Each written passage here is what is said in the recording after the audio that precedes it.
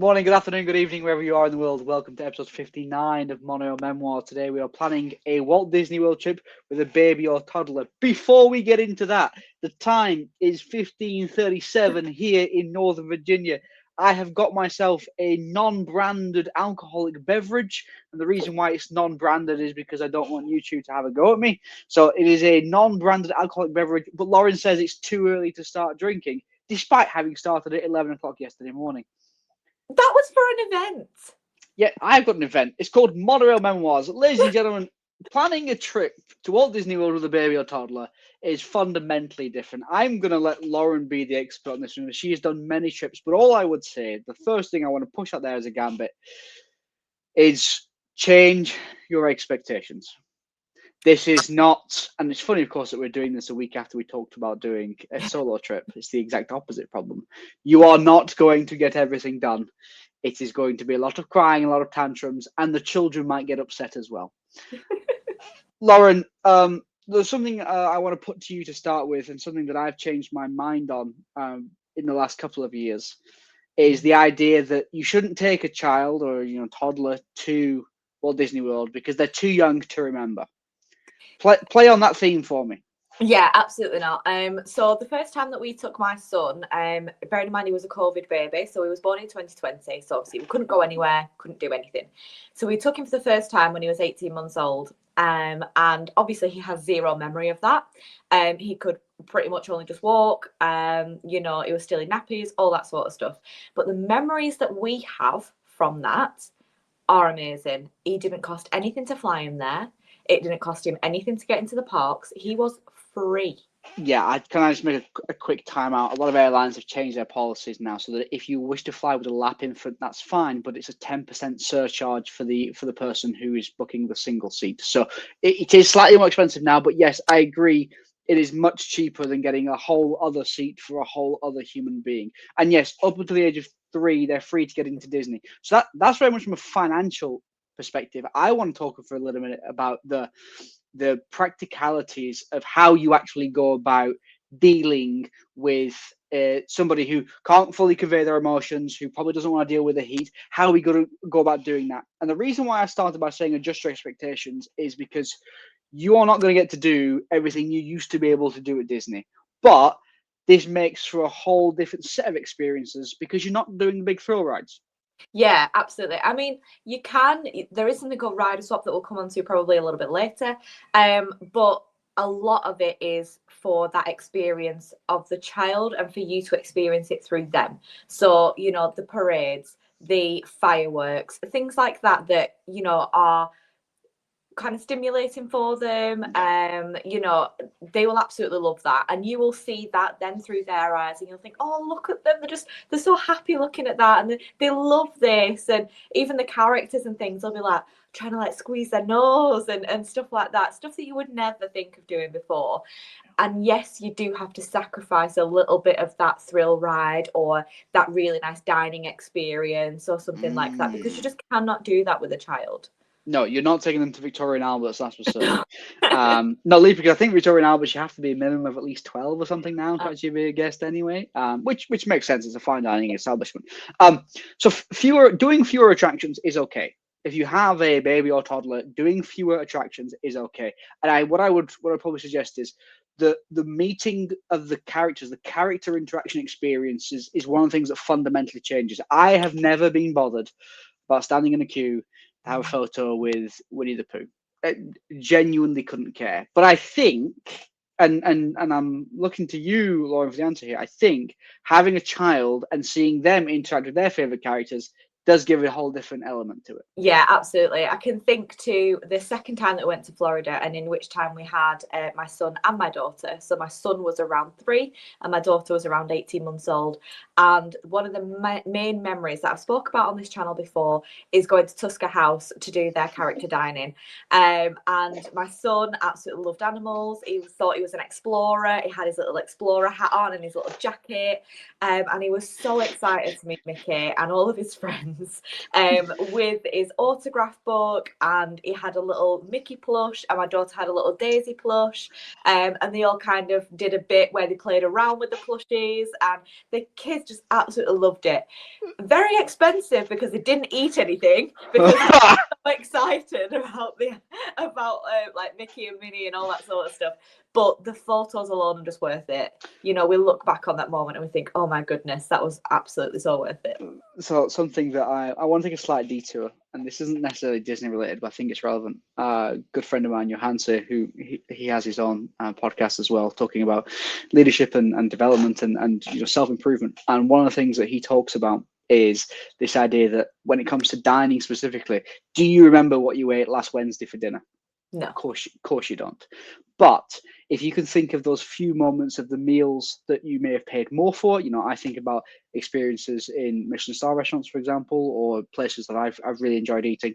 Even though you do pay more, obviously, at the time, that is a worth it for an experience, because I'm still going to be talking about Victoria and Albert's 10 years down the line. So even though the meal cost best part of $900, I'm still going to be talking about that. Whereas I couldn't tell you at all what I had. I can't tell you what I had 3 days ago for dinner, never mind last Wednesday. So it's a different sort of experience. So even though that cost you, I don't want to say that was an investment, because it wasn't an investment, but what it was you were paying for an experience and a memory, not just for the buffet and that was associated as part of the bill. Yeah, absolutely. I mean, the food there is amazing. So, if you do like kind of like curries and rice dishes and meats, obviously go there because the food is fantastic. I'm not putting down the food there at all. It was great. But yes, I did take away more of that experience of Daisy nicking off with the Daisy plushie and Olivia running after her. It was those sorts of things that I absolutely loved. That's it. I think that's fantastic. And whilst I do want to talk about the parks further, I want to take a step back from it and talk about choosing the right accommodation. So we've broken down this channel massively many times, the differences between on-site and off-site. I'm very much on the on-site camp. You're very much in the off-site camp. Let's just give our viewers a bit of a recap. If you were to sum up in 30 seconds why you choose a villa specifically 20 to 30 minutes away from the theme parks, why do you choose that option? What are the benefits of that for babies and toddlers as part of this planning trip? Yes, so even though it is further away from the park, so you do have to make that trek out, it's really good in terms of space, in terms of having your own privacy. Children in Disney are overstimulated to the max. So when they're in that environment, it is really hard for them to process everything. And yes, they'll love it, but their adrenaline will be really high. They won't be able to regulate as much as they usually would do. So coming away from that environment, I think, is actually really beneficial. And coming away from that environment to just one room, i.e. a hotel room, I feel like would be more difficult than going away to a whole house where they can sit in the living room and have a bit of a chill out, or they can sit by the pool and have a chill out, or they can go for a nap in their bed and then you can go and watch the telly, or you can go and sit by the pool. It's kind of a mutual beneficial thing. Yeah. The only thing that I will say, obviously, is the distance. It takes a little while to get out of the parks and then back to your villa, and in which case they might have fallen asleep in the car. Well, there is that. And actually, I think if I was to give a 30-second précis as to why I think staying on site is better for having babies and children, babies and toddlers, the reality is that if you make a decision to go back for a nap 20 to 30 minutes later, you're asleep in your own bed. Huge win. You don't have to worry about that transportation.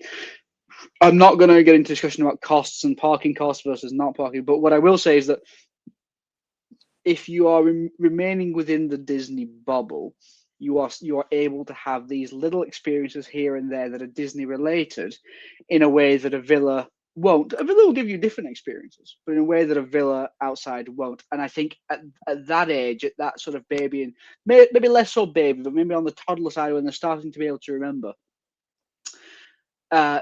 having more Disney-esque experiences even outside of the main theme parks, they don't disassociate the difference. They don't understand. Well, I met this character in Magic Kingdom, and I did this ride in Animal Kingdom. They just think it's just Disney. The whole thing's Disney. I think of Animal Kingdom Lodge as a great example. Obviously, we stayed there in April. There's giraffes from your balcony. They won't necessarily disassociate that. Well, this is the hotel aspect on Disney property as opposed to. it's all part of the wider experience. So I think choosing the right resort or villa in your case, it really does matter, and there's positives and negatives to both. I recommend going back and looking at some of our older videos. Mhm. I do want to talk a minute about strollers, or prams as we call them back home. Yeah. So big broad brush statement, you're gonna need them. Absolutely. End of. The question is, how do you go about it? You can rent ones at each Disney park every day, in the same way that you can rent the wheelchairs there, for example. They do have double-breasted ones and single ones. They're like hard plastic, not appropriate for the baby aspect. Toddler, yes, but not appropriate for the baby aspect. Lauren, how do you go about your stroller situation when you've been to Disney over various stages of the children's lives? Yeah, so hot take, don't call it a pram in America, because when I went with my children, I said, because they move your strollers when you've parked them. So you think you've parked it at a specific spot, you're like, yes, it's underneath that tree or whatever. When you go back, they may have moved that, because they move them around and things like that for, space and what have you. So I went to one of the cast members and I said, oh, I don't suppose you've seen my pram, have you? And then I explained it, and she was like, parm? I don't, and I'm like, pram, like a pram. I just wasn't computing that she didn't understand what I was saying. I was like, oh, stroller. And she was like, oh, you mean pram? I was like, yeah, that's what I mean.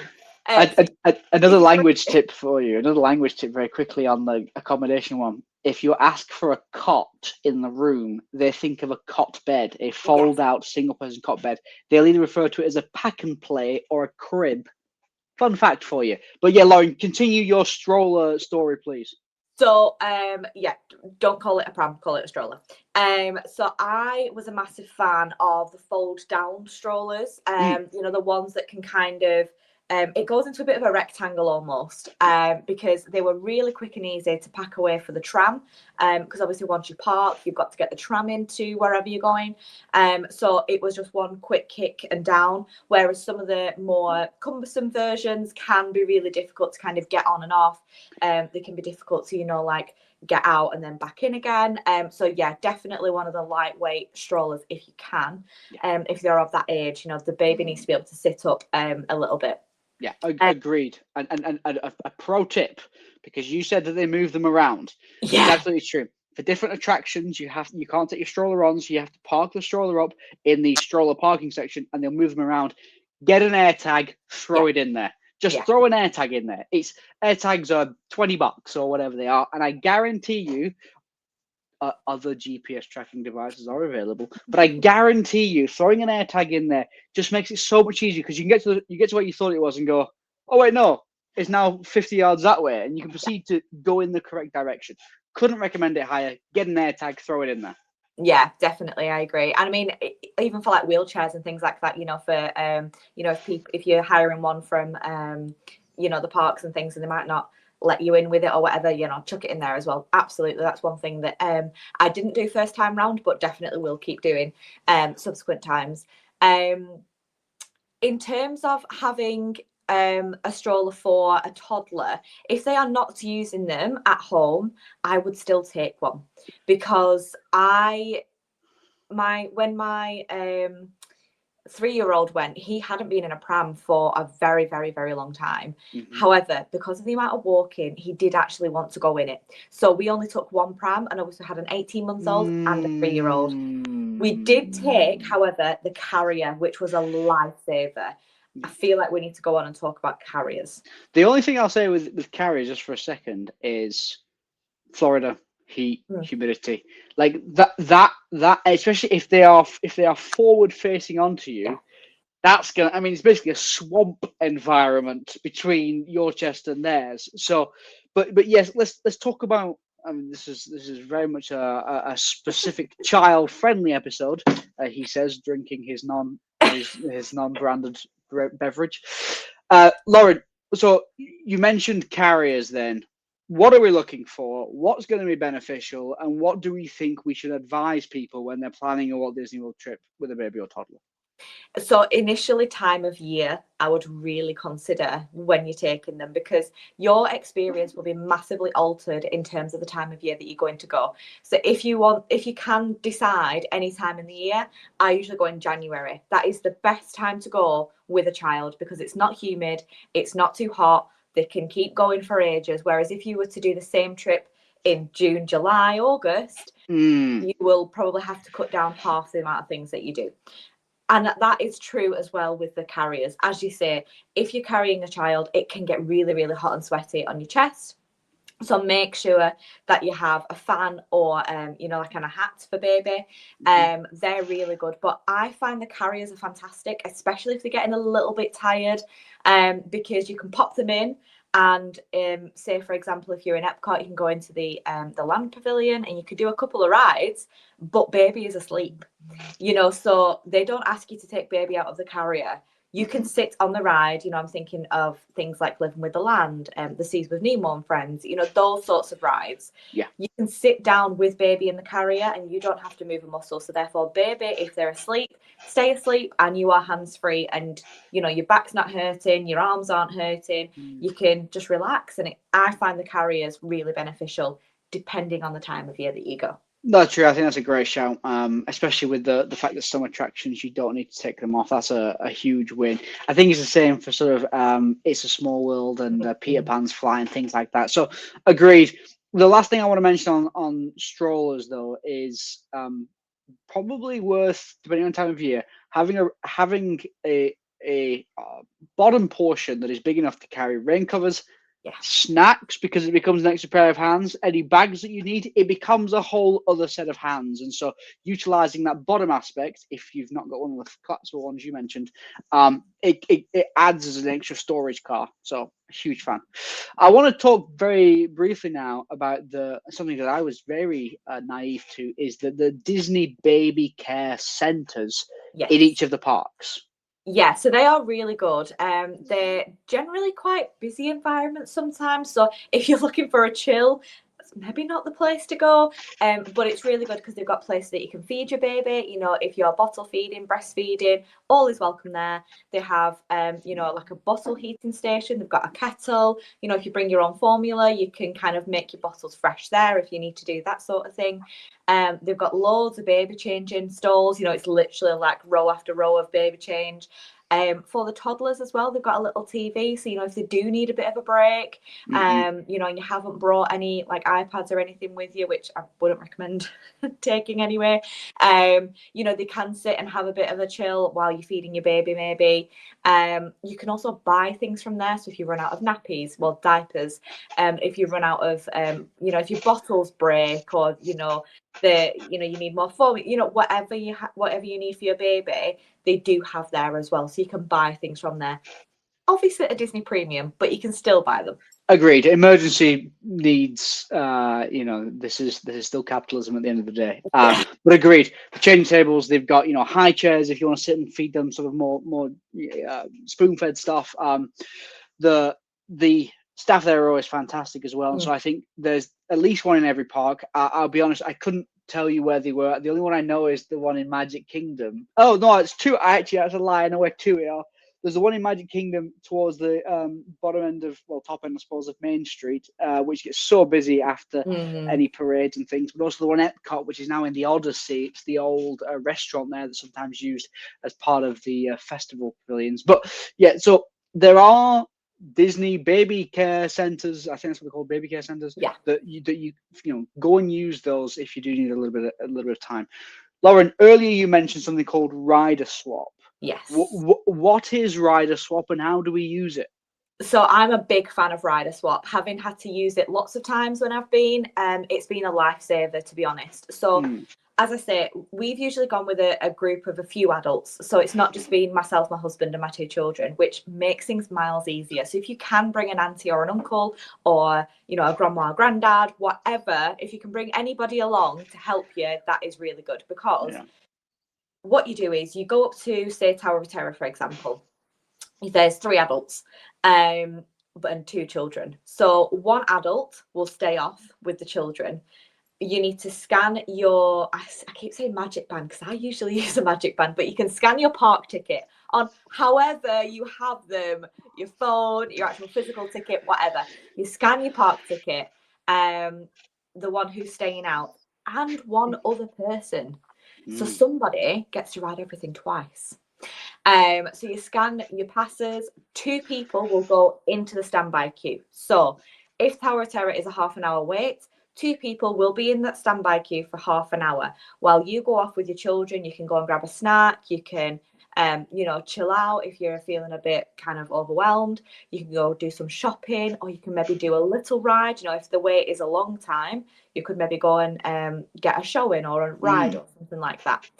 You then meet your party back at the exit, and yourself, who has been staying with the children, and one other adult who had their park ticket scanned, will go back on the ride, but through the lightning lane. So you don't have to wait in the standby queue twice. And as I say, one person gets to ride things twice, which is really good. No, I do, and actually, it's having done it a couple of times. It's actually a lot more efficient. I think you literally just go to the cast member and go, "Can we do rider swap?" And they'll go, "Who's swapping?" And like it's actually really easy. It's great for the bigger attractions. I'm thinking Guardians. I'm thinking Tron. I'm thinking Tower of Terror. It's fantastic, and I couldn't recommend it enough. There's one last thing I want to talk about before we sort of begin to conclude here, and that is the photo aspect of it. So Disney Photo Pass is something that you can purchase. So all the cast members who are wearing green, they can take photos, you can get it downloaded to your app, etc. There's various ways of doing this with your DVC members. There's one route of getting the Member Magic Beyond, which is what we did last time we were out there, because I just paid $99 and we got all of our running photos because you insisted on taking my phone every 5 minutes and going, "Has it updated yet? Can I have your phone, please? Can I have your face? There we go. Thank you." There was that, but that's not too dissimilar to what I was doing. "Can your phone, please?" Yes, Lauren, you can have my phone.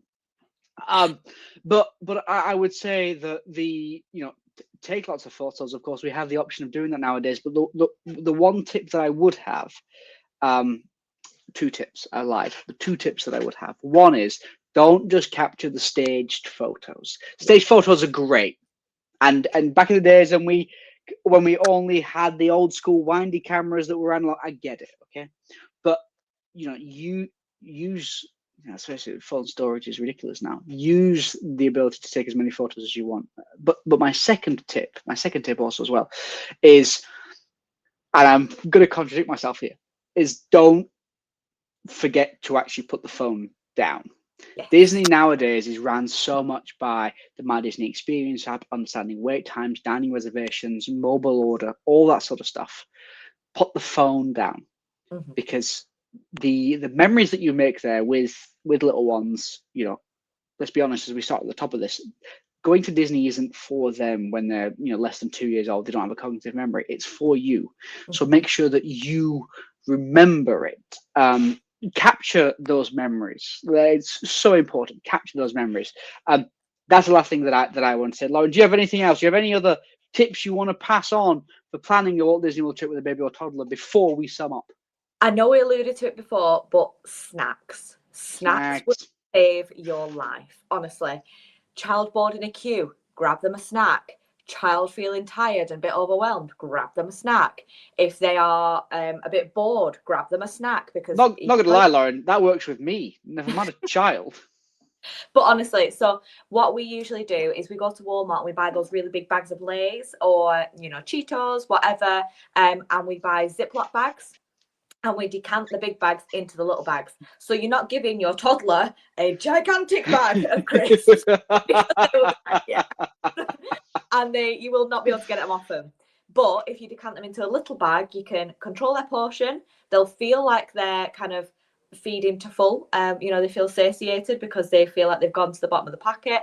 And they're much easier to kind of just roll up and stuff in the bag. Also, there's kind of like little snack packs that you can get in a box from Walmart of like cookies and just little bits and bobs like that. Honestly, they are a lifesaver. It'll save you a lot of money on food, at quick service restaurants.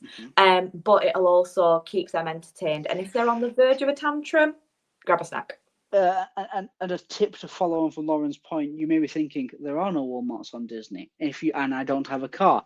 Walmart Plus, other delivery apps are available. Get it sent to your hotel room. Lauren, because she stays in a villa, goes and drives there. And actually, as a break, going to Walmart's a bit of an experience anyway, just because it's nice. wild. But nevertheless, I thank you all for joining us this week. Do you have any tips that we have missed? Do you have anything that you think we said was factually incorrect? I'd love to argue with you in the comment section. Until next time, please stand clear of the doors. Bye, everybody. Thank you. Bye.